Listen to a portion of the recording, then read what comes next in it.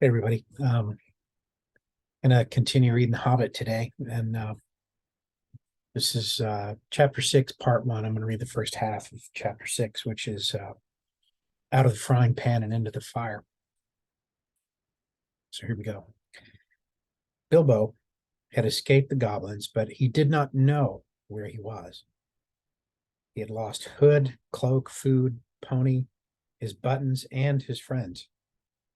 He wandered on till the sun began to sink westwards behind the mountains. There, shadows fell across Bilbo's path, and he looked back. Then he looked forward and could see before him only ridges and slopes falling toward lowlands and plains glimpsed occasionally between the trees. Good heavens, he exclaimed. I seem to have got right to the other side of the Misty Mountains, right to the edge of the land beyond. Where and oh, where can Gandalf and the dwarves have got to? I only hope to goodness they are not still back where there in the power of the goblins. He still wandered on, out of the little high valley, over its edge, and down the slopes beyond.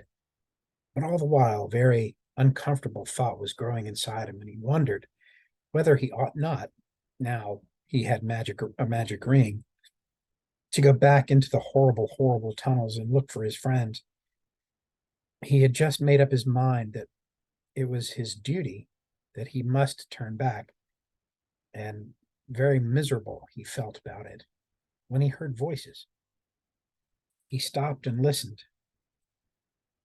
It didn't sound like goblins, so he crept forward carefully.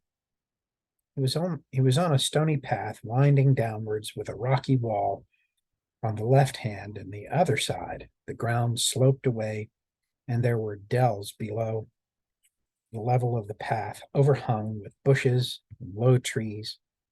In one of these dells, under the bushes, people were talking. He crept a little nearer, and suddenly he saw, peering between two big boulders, a head with a red hood on it. It was Balin, doing lookout. He could have clapped and shouted for joy, but he didn't. He had still got the ring on, for fear of meeting something unexpected and unpleasant, and he saw that Balin was looking straight at him without noticing him. I'll give them all a surprise, he thought, as he crawled into the bushes at the edge of the dell. Gandalf was arguing with the dwarves.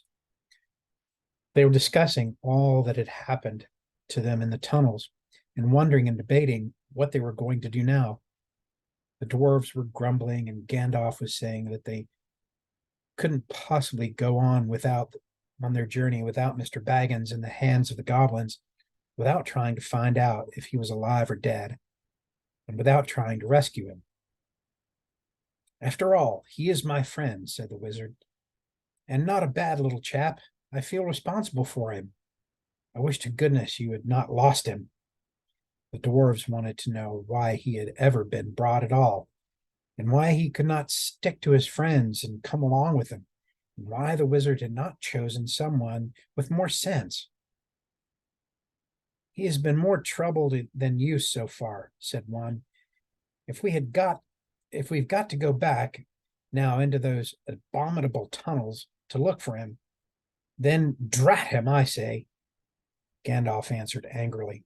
I brought him, and I don't bring things that are not of use. Either you help me to look for him, or I go back and leave you here to get out of the mess as best you can yourselves. If we can only find him again, you will thank me before all is over. Whatever did you want to go and drop him for, Dory? You would have dropped him, said Dory, if a goblin had suddenly grabbed your legs and from behind in the dark and tripped up your feet and kicked you in the back. Then why didn't you pick him up again? Good heavens, can you ask goblins fighting and biting in the dark and everybody falling over bodies and hitting one another? You nearly chopped off my head with Glandring, said Thorin. Was stabbing there and here and everywhere with Orcrist, and all of a sudden you gave one of your blinding flashes, and we saw the goblins running back yelping. You shouted, 'Follow me, everybody,' and everybody ought to have followed. We thought everybody had. There was no time to count. And as you know quite well, till we had dashed through the gate guards out of the lower door and helter-skelter down here, and here we are, without the burglar.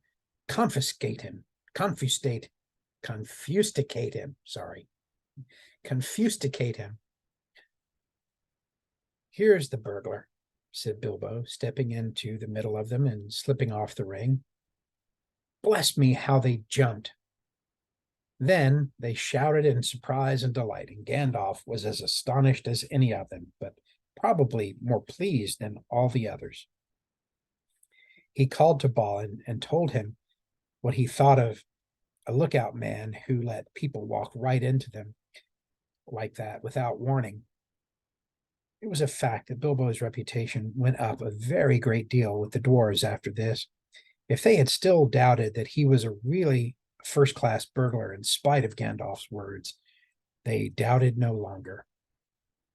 Balin was the most puzzled of all, but everyone said it was a very clever bit of work. Indeed, Bilbo was so pleased with their praise, that he just chuckled inside and said nothing whatever about the ring. And when you asked him how he did it, he said, "Oh, just crept along, very carefully and quietly." Well, it is the first time that even a mouse has crept along carefully and quietly under my very nose and not been spotted, said Balin. I take off my hood to you, which he did. Balin, at your service, said he. Your servant, Mr. Baggins, said Bilbo. Then they wanted to know all about the adventures after they had lost him, and he sat down and told them everything except about finding the ring. Not just now, he thought. They were particularly interested in the riddle competition and shuddered most appreciatively at his description of Gollum.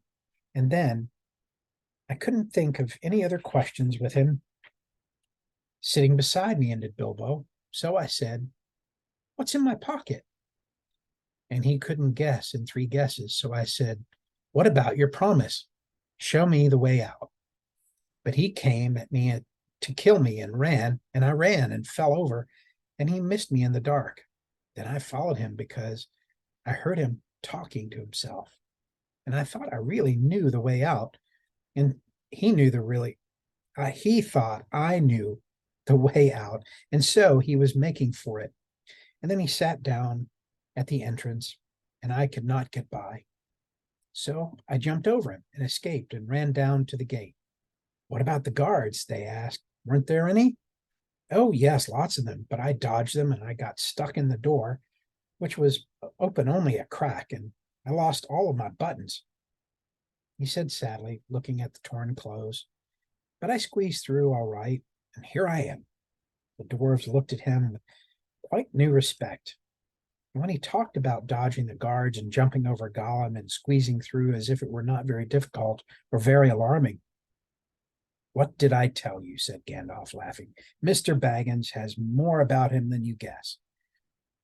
He gave Bilbo a queer look from under his bushy eyebrows as he said this, and the hobbit wondered if he guessed at the part of his tale that he had left out. Then he had questions of his own to ask, for if Gandalf had explained it all by now to the dwarves, Bilbo had not heard it, and he wanted to know how the wizard had turned up again and where they had all got to now. The wizard, to tell the truth, never minded explaining his cleverness more than once, so now he told Bilbo that both he and Elrond had been all well aware of the presence of evil goblins in that part of the mountains, but their main gate used to come out on a different pass, one more easy to travel by, so that they were often caught people benighted near their gates. Evidently, people had given up going that way, and the goblins must have opened their new entrance at the top of the pass the dwarves had taken quite recently, because it had been found quite safe up to now. I must see if I can find a more or less decent giant to block it up again, said Gandalf, or soon there will be no getting over the mountains at all. As soon as Gandalf had heard Bilbo's yell, he realized what had happened. In a flash which killed the goblins that were grabbing him, he had nipped inside the crack just as it snapped to. He followed after the drivers and the prisoners right at the edge of the great hall, and there he sat and worked up the best magic he could in the shadows. A very ticklish business it was, he said, touch and go, but of course Gandalf had made a special study of bewitchments with fire and lights. Even the Hobbit had never forgotten the magic fireworks of old Tuke's midsummer eve parties, as you remember. The rest we all know, except that Gandalf knew all about the back door, as the goblins called the lower gate, where Bilbo lost his buttons. As a matter of fact, it was well known to anybody who was acquainted with this part of the mountains, but it took a wizard to keep his head in the tunnels and guide them in the right direction. They made that great gate ages ago, he said, partly for a way to escape if they needed one, partly as a way into the lands beyond, where they still come in the dark and do great damage. They guard it always, and no one has ever managed to block it up. And they'll guard it doubly after this, he laughed. All the others laughed too. And after all, they had lost a good deal. But they had killed the great goblin and a great many others besides. And they had all escaped, so they might be said to have had the best of it so far. The wizard called them to his senses. We must be getting on at once now. We are a little rested, he said. They will be out after us in hundreds when night comes on, and already shadows are lengthening. They can smell our footsteps for hours and hours after we've passed. We must be miles on before dusk. There will be a bit of a moon, if it keeps fine, and that is lucky. Not that they mind the moon so much, but it will give us a little light to see by. Oh, yes, he said in answer to more questions from the hobbit. You lose track of time inside the goblin tunnels. Today's Thursday. It was Monday night or Tuesday morning that we were captured. We've gone miles and miles and come right down through the heart of the mountains and are now on the other side. Quite a shortcut. But we're not at the point at which our pass would have brought us. We are too far north, and we have some awkward country ahead, and we are still pretty high up. Let's get on. I'm dreadfully hungry, groaned Bilbo, who was suddenly aware that he had not had a meal since the night before last. Just think of that for a hobbit.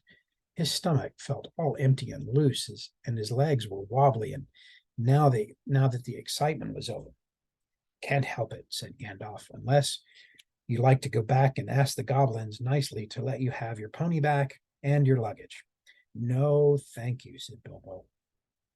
Very well, then. We must just tighten our belts and trudge on, or we shall be made into supper. And that will be much worse than having none ourselves. As they went on, Bilbo looked from side to side for something to eat, but the blackberries were still in the flower, and of course there were no nuts, not even hawthorn berries. He nibbled a bit of sorrel and drank from a small mountain stream that crossed the path, and he ate 3 wild strawberries that he found on its bank. But it was not much good. They still went on, and the rough path disappeared, and bushes and the long grasses between the boulders and the patches of rabbit-cropped turf, and the thyme and the sage and the marjoram and the yellow rock roses, and all vanished, and they found themselves at the top of a wide, steep slope, fallen stones, and the remains of a landslide. When they began to go down this, rubbish and small pebbles rolled away from their feet. Soon larger bits of split stone went clattering down and started other pieces below them, slithering and rolling. Then lumps of rock were disturbed and bounded off, crashed down with the dust and noise. Before long, the whole slope above them and below them seemed to be on the move, and they were sliding with it, huddled all together in the fearful confusion of slipping, rattling, cracking slabs and stone. It was the trees at the bottom that saved them. They slid into the edge of a climbing wood of pines, and here stood right up on the mountain slope from the deeper, darker forests of the valleys below. Some caught hold of the trunks and swung themselves into lower branches. Some, like the little hobbit, got behind a tree to shelter him from the onslaught of the rocks. Soon the danger was over, and the slide had stopped, and the last of the faint crashes could be heard as the largest of the disturbed stones went bounding and spinning among the bracken and the pine roots far below. Well, that has got us on a bit, said Gandalf, and even goblins tracking us will have a job to come down here quietly. I dare say, grumbled Bomber, but they won't find it difficult to send stones bouncing down on our heads. The dwarves and Bilbo were feeling far from happy and were rubbing their bruised and damaged legs and feet. Nonsense. We're going to turn aside here out of the path of the slide. We must be quick. Look at the light. The sun had long gone behind the mountains, and already the shadows were deepening about them, though far away through the trees and over the black tops of those growing lower down, they could still see the evening lights in the plains beyond. They limped along as fast as they were able down to the gentle slopes of the pine forest in a slanting path leading steadily southwards. At times they were pushing through the sea of bracken and tall fronds rising right above the hobbit's head. And at times they were marching along, quiet as quiet, over floor of pine needles, and all the while the forest gloom got heavier and the forest silence deeper. And there was no wind that evening to bring them even a sea sighing into the branches of the trees. Must we go any further? Asked Bilbo, when it was so dark that he could just only see Thorin's beard wagging beside him, and so quiet that he could hear the dwarves breathing like a loud noise. My toes are all bruised and bent, and my legs ache. My stomach is wagging like an empty sack. Bit further, said Gandalf. After what seemed ages further, they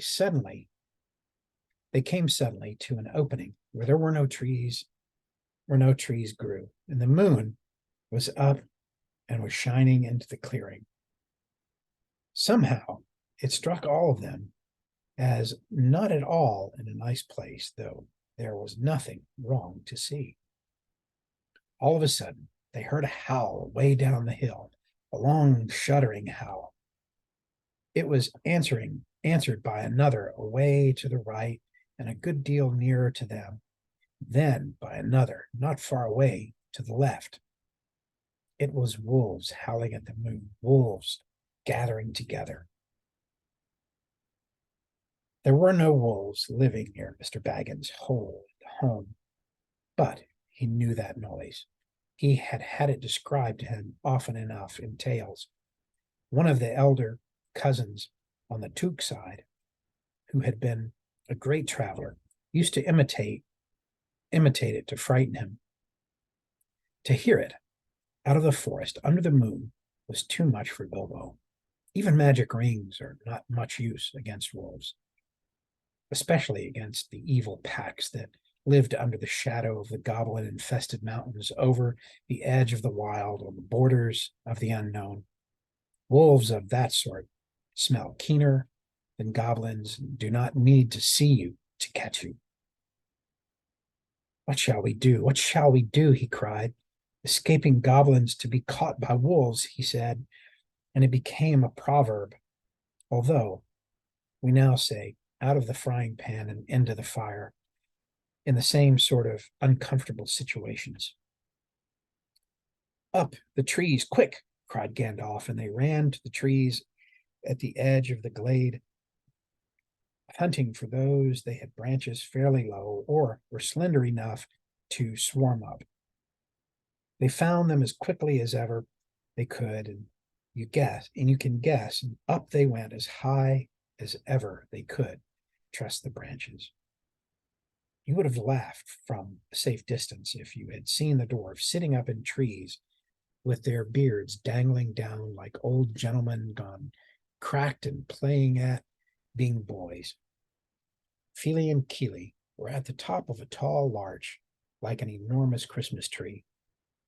Dory, Nori, Ori, and Owen and Gloin were more comfortable in a huge pine with irregular branches sticking out at intervals like spokes of a wheel. Biffer, Boffer, Bomber, and Thorin were in another. Dwalin and Balin had swarmed up a tall, slender fir with few branches and were trying to find a place to sit in the greenery of the topmost boughs.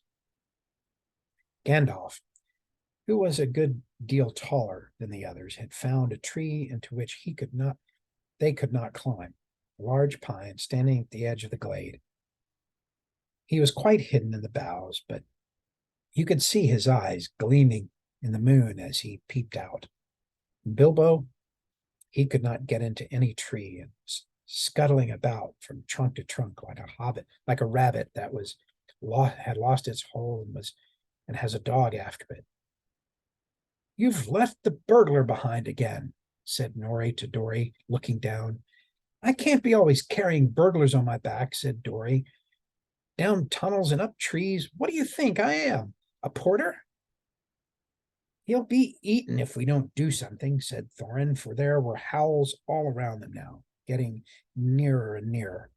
"Dory," he called, for Dory was the lowest down to the easiest tree. "Be quick and give Mr. Baggins a hand up."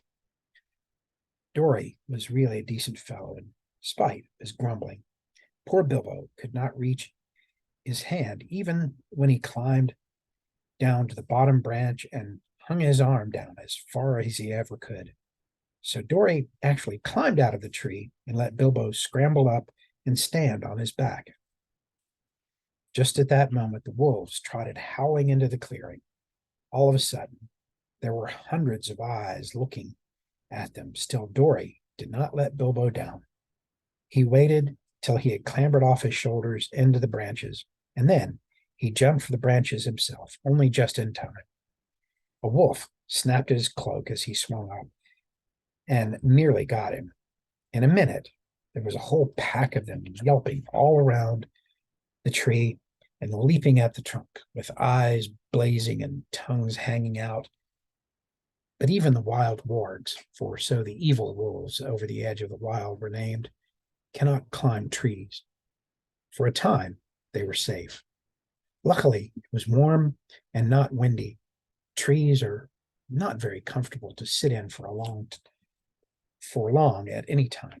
But in the cold and the wind, with wolves all around below waiting for you, they can be perfectly miserable places. The glade in the ring of trees was evidently a meeting place for the wolves. More and more kept coming in.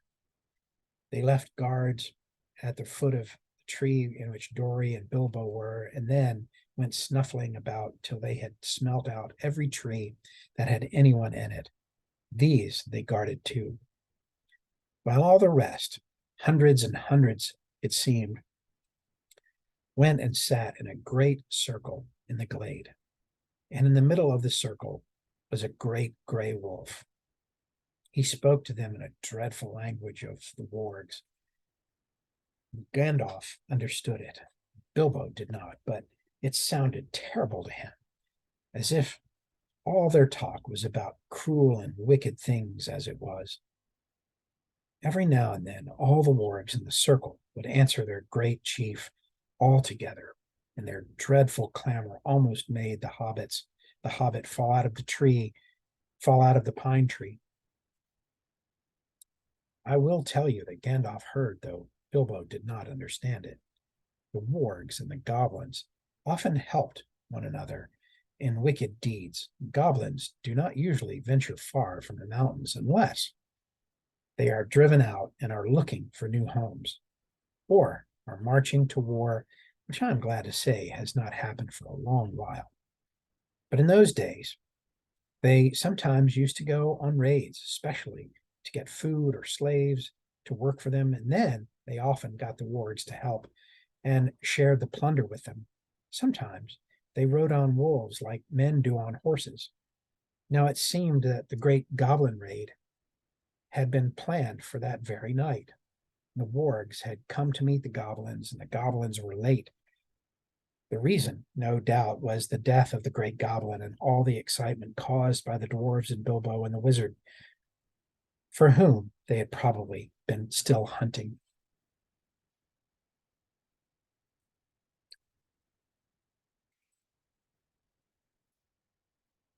In spite of the dangers of this far land, bold men had been late in making their way back into them from the south, cutting down trees and building themselves places to live in among them in more pleasant woods in the valley and along the river shores. There were many of them, and they were brave and were many together, or in the bright of day, but now they had they had planned with the goblins' help to come by night up on the villages nearest the mountains. If their plan had been carried out, there would have been none left there that day. All would have been killed except the few goblins kept from the wolves and carried back as prisoners to their caves. This was dreadful talk to listen to, not only because of the brave woodmen and their wives and children, but also because of the danger which now threatened Gandalf and his friends.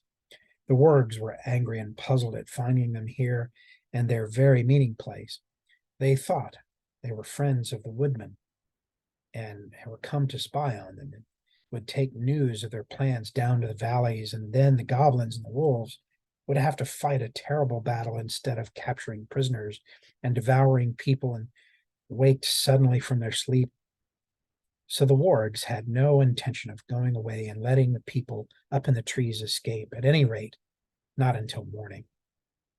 And long before that, they said goblin soldiers would be coming down from the mountains, and the goblins can climb trees or cut them down. Now you can understand why Gandalf, listening to their growling and yelping, began to be dreadfully afraid. Wizard though he was, and to feel that they were in a very bad place and had yet not escaped at all the same, he was not going to let them have it or their way, though he could not do very much, stuck up in a tall tree with wolves all around the ground below. He gathered the huge pine cones from the branches in the tree and then set one alight with a bright blue fire and threw it whizzing down among the circle of wolves. It struck one on the back, and immediately his shaggy coat caught fire, and he was leaping to and fro, yelping horribly. Then another came, and another, one in blue flames, one in red, another in green, and they burst on the ground in the middle of the circle and went off in colored sparks and smoke. Especially a large one hit the chief wolf on the nose, and he leaped in the air 10 feet and then rushed around and round the circle, biting and snapping, even at the other wolves in his anger and fright. The dwarves and Bilbo shouted and cheered, and the rage of the wolves was terrible to see. And the commotion they made filled all the forest. Wolves are afraid of fire at all times, but this was a most terrible and uncanny fire. If a spark got on their coats, it stuck and it burned into them. And unless they rolled over quick, they were soon all in flames. Very soon, all about the glade, wolves were rolling over and over to put out the sparks in their backs, while those that were burning were running about howling and setting others alight, till their own friends chased them away and they fled down the slopes, crying and yammering and looking for water. I'll stop there for today, and we'll pick up the second part another time. And that will conclude this portion of reading. So hope you can join next time, and we'll finish the chapter out of the frying pan and into the fire. We'll mark that. See you next time.